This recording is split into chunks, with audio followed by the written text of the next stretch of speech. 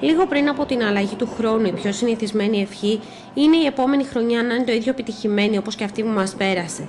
Αυτή την ευχή κάνουν και στον Παναθηναϊκό.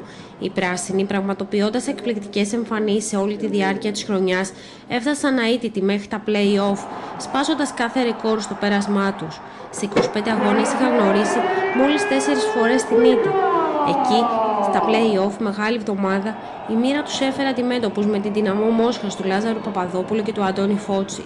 Οι πράσινοι διαλύουν και τις 2 φορές τους Ρώσους και πανηγυρικά παίρνουν το ειστήριο για το Final Four της Αθήνας που θα γινόταν που αλλού από το Ολυμπιακό Στάδιο. Οι παίκτες του Ζέλικο Ομπράτοβιτς θα πρέπει να δείξουν ψυχή για ακόμα μία φορά και να ξεπεράσουν και το επεισόδιο της Τάου Κεράμικα για να βρεθούν στο μεγάλο τελικό. Ο Σκόλα, ο Ρακόσεβιτς και οι υπόλοιποι έχουν έρθει στην Ελλάδα με ένα όνειρο, να επιστρέψουν στην Ισπανία με το βαρύτιμο τρόπαιο. Κάτι τέτοιο όμως δεν θα γίνει. Ο Διαμαντίδης, ο Τσαρσαρίς, ο Βούγιαννης, ο Σισκάουσκας θα τους χαλάσουν το πάρτι και το 67-53 θα έρθει απόλυτα φυσιολογικά. Μάλιστα, η ήττα από τους πράσινους θα τους αναστατώσει τόσο που τελικά θα γνωρίσουν την ήττα και από τη Μάλαγα στο μικρό τελικό και θα περιοριστούν στην 4η θέση. Αυτή η ομάδα έχει καλοχηθεί μέσα από πολλούς τελικούς στην ιστορία της.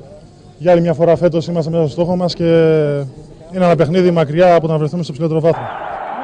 Για να φτάσουμε την ημέρα του μεγάλου τελικού, μπροστά σε 18.000 οπαδούς, το Παναθηναϊκός επέστρεψε στην κορυφή της Ευρώπης μετά από 5 ολόκληρα χρόνια. Η ομάδα του Ζέλικο Ομπράτοβιτς, μετά από ένα συγκλονιστικό τελικό, νίκησε τη Τσεσεκά Μόσχας με 93-91, αποκαθιλώνοντάς την από την κορυφή και προσθέτοντας στο παλμαρέ του το 4ο ευρωπαϊκό τρόπαιο. Η επιθυμία όλων των οπαδών του τριφυλιού της διοίκησης, αλλά και των παικτών και της τεχνικής ηγεσίας έγινε πραγματικότητα. Οι παίκτες του Ζέλικο Ομπράτοβιτς παρουσιάστηκαν συγκλονιστικοί. Έπαιξαν με πάθος και αποφασιστικότητα και καθοδηγούμενοι από το μαεστρικό κοουτσάρισμα του Ζέλικο Ομπράτοβιτς έφτασαν σε μια περήφανη νίκη, η οποία πανηγυρίστηκε έξαλα στο κατάμεστο Άκα. Ενώ χαρακτηριστική ήταν η φιγούρα του Θοδωρή Παπαλουκά, που ξέσπασε σε λυγμούς μετά την ήττα. Κάθε είδος έχει τη δικιά του γλυκιά γεύση. Όλοι είναι κάτι ιδιαίτερο, σημαίνει το κάτι ιδιαίτερο για μένα. Για μένα είναι το πρώτος ευρωπαϊκός τίτλος με την ομάδα μου, τον Παναθηναϊκό. Είμαι πολύ χαρούμενος. Νομίζω ότι το θέλαμε πάρα πολύ και το κατακτήσαμε. Παίξαμε και πολύ καλό μπάσκετ. Ελπίζω ο κόσμος να ευχαριστήθηκε. Ένα μεγάλο ευχαριστώ στον κόσμο που μας βοήθησε. Τώρα είναι ευτυχισμένος. Μπόρεσε και σήκωσε την 4η πανευρωπαϊκή κούπα του μέσα στο σπίτι του. Παρουσία του κόσμου του.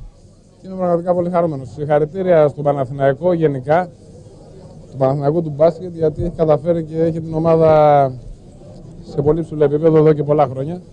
Συγχαρητήρια στους προπονητές που έχουν περάσει και ιδιαίτερα σε αυτόν τον προπονητή που έχουμε αυτή τη στιγμή, που είναι κάτι το ιδιαίτερο, κάτι το ξεχωριστό. Όπως ιδιαίτερη και ξεχωριστή είναι η πάστα των παιχτών που έχουμε τη φετινή χρονιά και κάθε χρονιά. Γιατί πάνω απ' όλα στο Παναθηναϊκό τα κριτήρια είναι άλλα. Τα φώτα στο ΆΚΑ έσβησαν και οι πράσινοι δώσαν ραντεβού για το Μάιο του 2008 στη Μαδρίτη. Τον Σεπτέμβριο η εθνική μας ομάδα μπάσκετ των αντρών ρίχνεται στη μάχη του Ευρωμπάσκετ της Ισπανίας, έχοντας ως στόχο να διατηρήσει τα κεκτημένα από το Βελιγράδι το 2005. Η Ελλάδα κλείνει την πρώτη φάση με 2 νίκες και 1 ήττα, όπως και στην επόμενη στα προκριματικά. Η ήττα από την Ισπανία δεν φαίνεται να την επηρέασε και πολύ, καθώς Κροατία και Πορτογαλία δεν στάθηκαν ικανές να τη σταματήσουν. Στα προημιτελικά αντιμετωπίζει τη Σλοβενία, ένα παιχνίδι που έμεινε στην ιστορία και έδειξε τη δύναμη που έχει η ελληνική ψυχή. Οι παίκτες του Παναγιώτη Γιαννάκη βρέθηκαν να χάνουν με 16 πόντους 3 λεπτά πριν το τέλος. Όμως δεν τα παράτησαν. Κατάφεραν να κάνουν την ανατροπή και τελικά να νικήσουν με 62-63 και να πάρουν το εισιτήριο για τα ημιτελικά. Έχει επαναληφθεί στο παρελθόν. Νομίζω ότι δείξαμε χαρακτήρα μεγάλης ομάδας. Η Σλοβενία για σχεδόν 39 λεπτά και 30 δευτερόλεπτα έπαιξε πολύ καλύτερα από εμάς. Παρ' όλα αυτά δεν κερδίζει πάντα ο καλύτερος στο παιχνίδι. Ήμασταν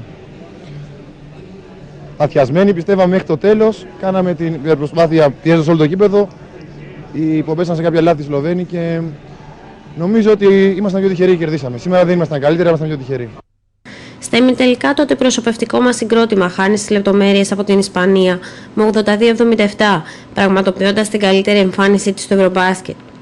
Την επόμενη η εθνική μας, που δεν έχει κανένα περιθώριο για ξεκούραση, αντιμετωπίζει τη Λιθουανία. Ένα δύσκολο παιχνίδι όπου τα παιδιά του Παναγιώτη Γιαννάκη κουρασμένα γνωρίζουν την ήττα με 78-69 και μαζί χάνουν το χάλκινο μετάλλιο. Ο αγώνας με τη Λιθουανία ήταν ο τελευταίος του Νίκου Χατζιβρέτα με τη φανέλα της Εθνικής.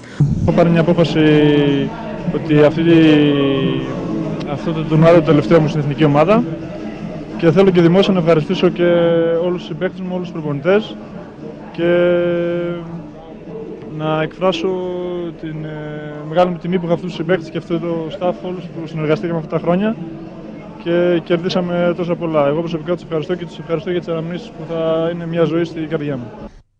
Οι φίλαθλοι της εθνικής μας ομάδας, παρά την 4η θέση, αγκάλιασαν τους διεθνείς και έδωσαν ραντεβού για το προολυμπιακό τουρνουά που θα γίνει το ερχόμενο καλοκαίρι στην Αθήνα.